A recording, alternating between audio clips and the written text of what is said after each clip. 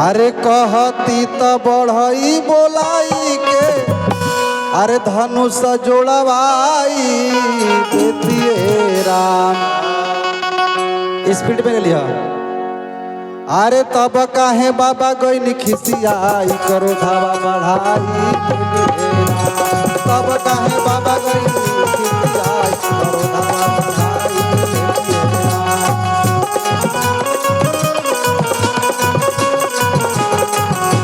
कहती तब बढ़ई बोलाई धनुष जोड़वाई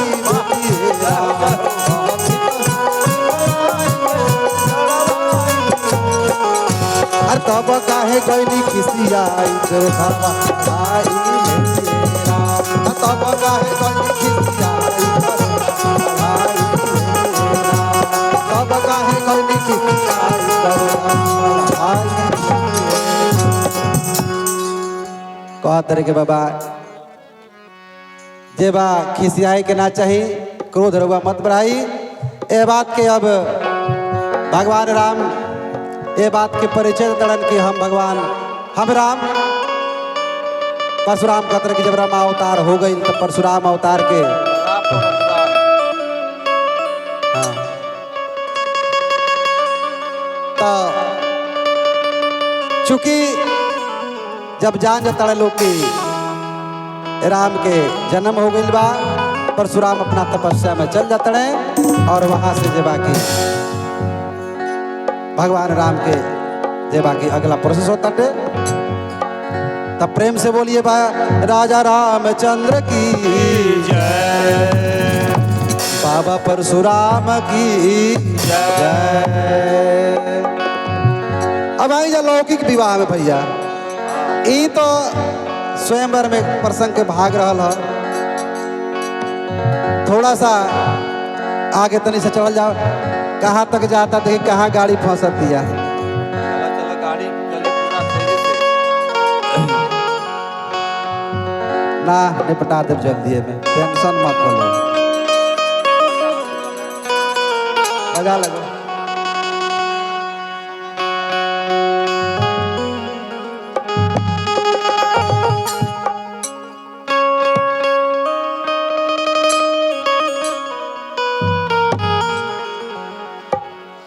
अरे बनल है दादा मेजर बाबू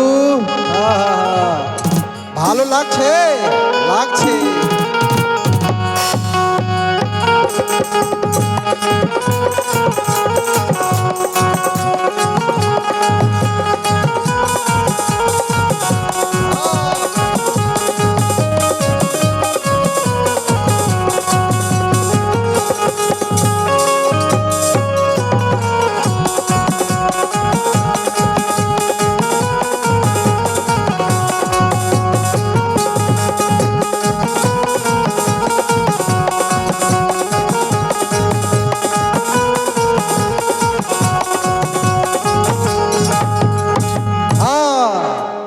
अब देखिए बात का होता है आगे के का होता उन्हें रानी सुनैना महाराज जनक के साथ आपस में विचार विमर्श करता लोग जनक के साथ में पति पत्नी की ऐसा बात आई तो स्वयंवर हो गई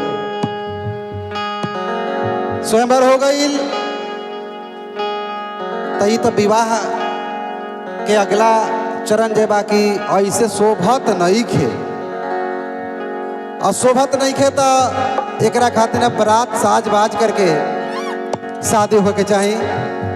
तो वहाँ से जब बाकी पाती पठावल जाता है जो गीत बा लेकिन अब उतना गीत धरल तो गीत पे गीत हो जाए फिर बाद में तो छोटे काट में किया जाता। तो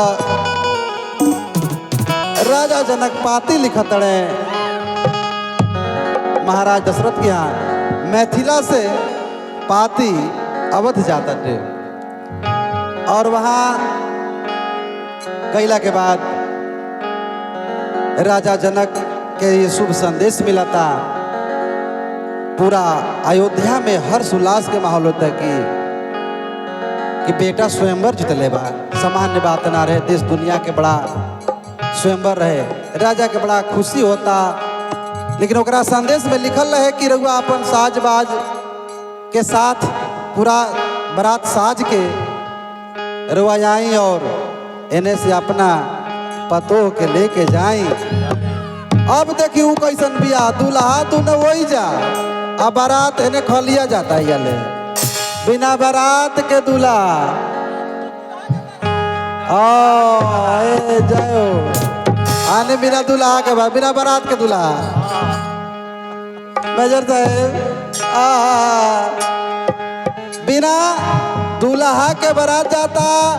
और अयोध्या से मिथिला से जनकपुर से थोड़ा दूर में बिमला नदी के किनारे पर एक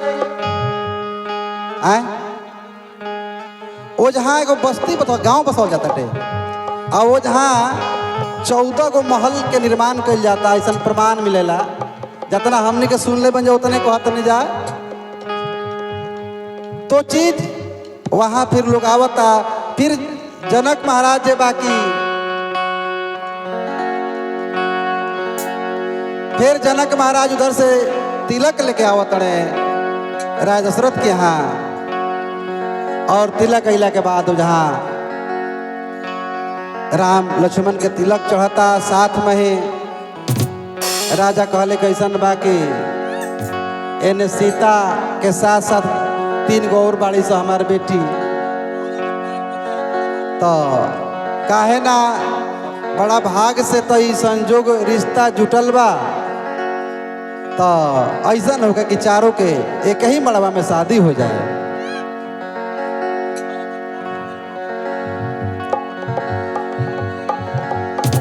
और वहाँ शहर बसौला के बाद वो जहाँ तिलक आवता तिलक के गीत गोबा कैसे हो कोशिश करते नहीं भैया साथ दिया लोग कहे होई कि ना होई। चला चला चला होई कहे कि घर के माई बहिनी लोग आवेला लोग सब गीत हमनियों का चल रहा। कैसे अरे कहवा से आवे ले लो वंगा बरिया कहाँ से सुपारी बरिया है।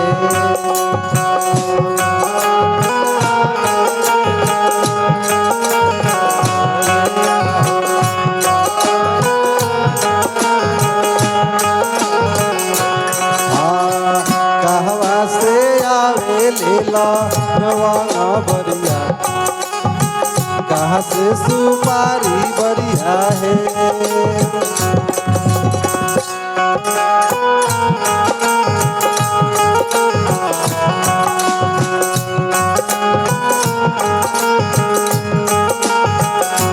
अब कहाँ से आवेला तिलक कहरू। अब कहाँ से आवे तिलक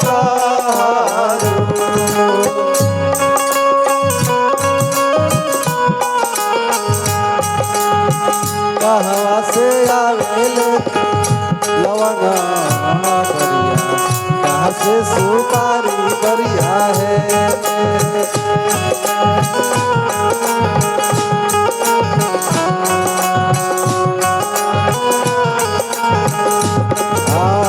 पूर्व से आवेला लवंगा बरिया और सुपारी बरिया है।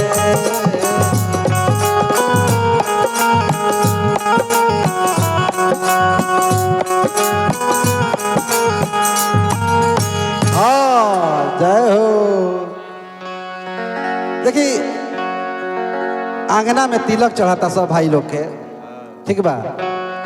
सखी लोग चूंकि तिलक होला हमने कहते गाड़ियों का वाला गीतों का वाला चल बड़ा प्रोसेस होला ढेर ढेर बार। तो बर्तन उर्तन पूरा लुहाई लोग चढ़ावेला। हमने के जो लौकी के विवाह ये तोहरो भाई लोई हमारो सही दोनों आदमी के। हाँ वरुण बाबा के यहाँ भइल बा कि ना हई ना जानत हो हई ना जानत हो। हाँ ये करते कहाँ भाई देरी बा। हाँ नागिना चीचा के मालूम है वो पूरा उस्ताद बने हो।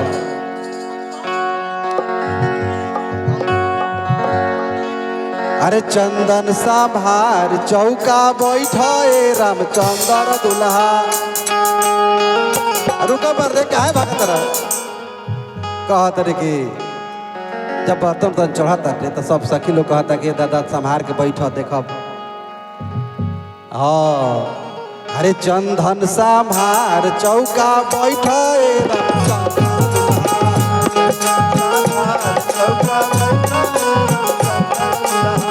चंदन समार चौका बैठाए रामचंद्र दुल्हा चंदन का भार चौका बैठाए रामचंद्र दुल्हा का के बाबू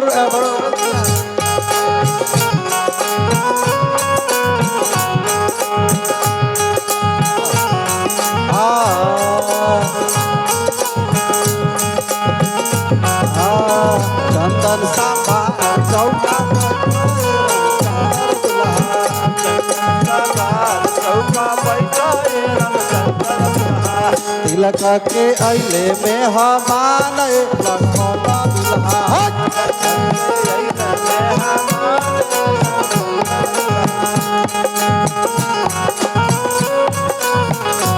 चंदन समार चौका रामचंद्र दुल्हा अरे पीसो लेबल गिरा था दादा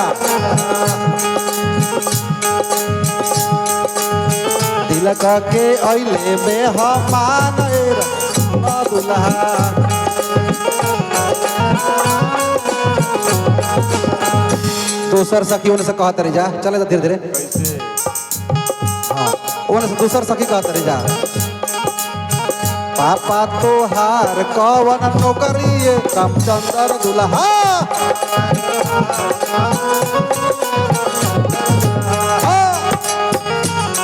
कहतरी की का ए दुल्हा सरकार बाबूजी तोहार कौन नौकरी करेलन पहले से लखन बबुआ इहो कम बड़े बाबा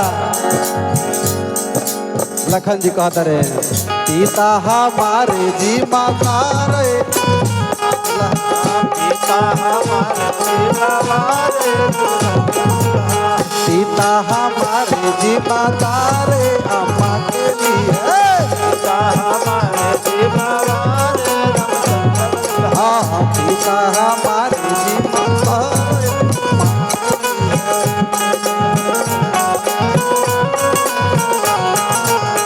चंदन समार चौका बैठाए रामचंद्र दुल्हा चंदन समार चौका बैठाए लखन दुल्हा चौका बैठाए लखन दुल्हा चंदन समार चौका बैठाए भरत दुल्हा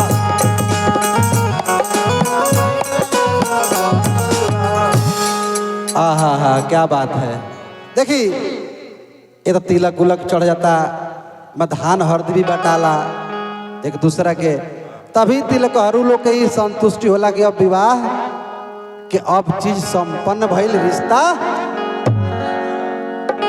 पाका भइल ना और ओकरा बाद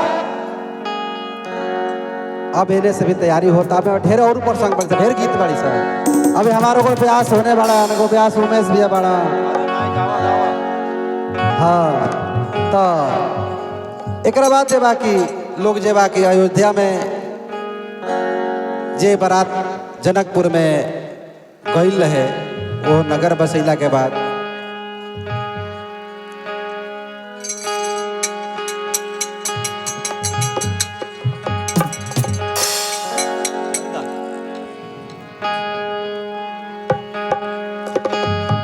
ओकरा बाद जे बाकी भैया तो जब कपड़ा उपड़ा चढ़ा ताटे तो ओ जो है वो गीत गवा ताटे लो तनी तनी दे देवल जाए तनी गाड़ी के भाव में बा कहतरी लोग सखी लोग हाँ देखिए पिकअपे में ली हो अरे ऐसा ऐसा कपड़ा हम धनौड़िन के देले रहनी ऐसा कपड़ा हम धनौड़िन के देले रहनी बबुआ के नार के कटाई जी हाँ बबुआ के नार के कटाई जी हाँ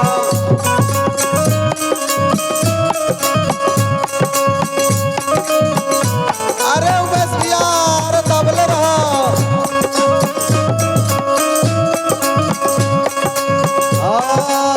ऐसा कपड़ा हम पंडित जी के देले रहने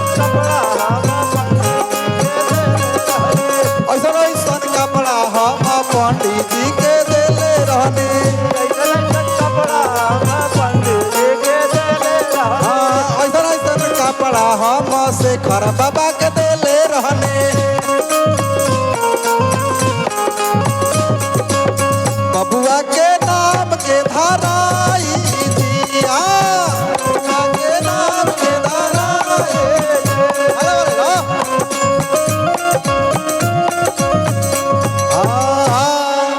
कहता लोग कि काई चढ़ावा तो ठग लेला सा नहीं तो हाँ सस्ते में मेजर साहब निकल गए सारे लड़का हाँ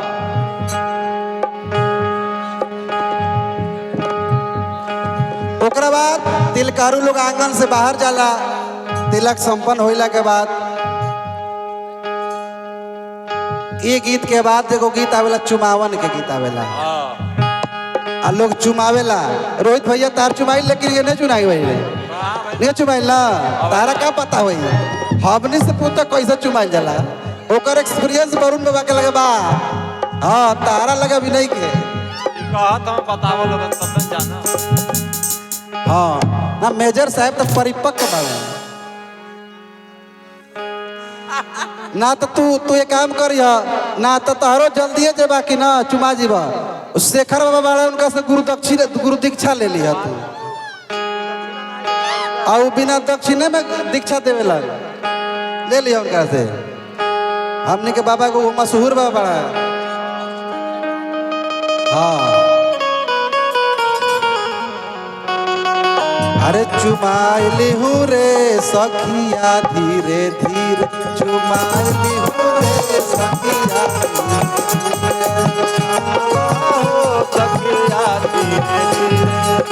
पहिला चुमावन अम्मा चलेली पहिला चुमावन अम्मा चलेली पहिला चुमावन अम्मा चलेली पहिला चुमावन अम्मा चलेली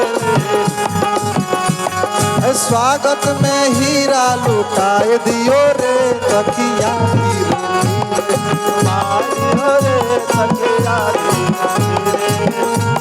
देखी सारा परिवार के जितना चाची मौसी फुआ जितना रिश्तेदार में जे लोग होला उ सब चुमावेला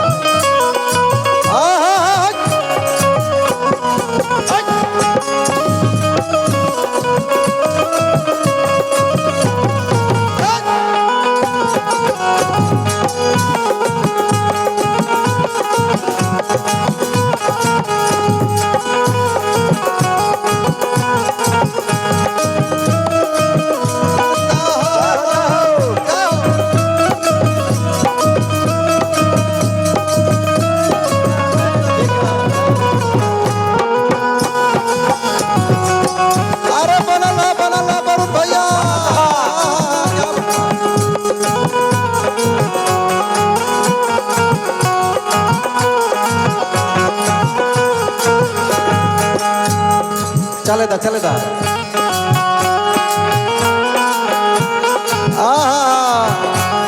धीरे धीरे परिवार के लोग चुमावता दूसरा चुमावल चाची चलेली दूसरा चुमावन चाची चलेली अरे स्वागत में हीरा लुटाए दियो रे सखिया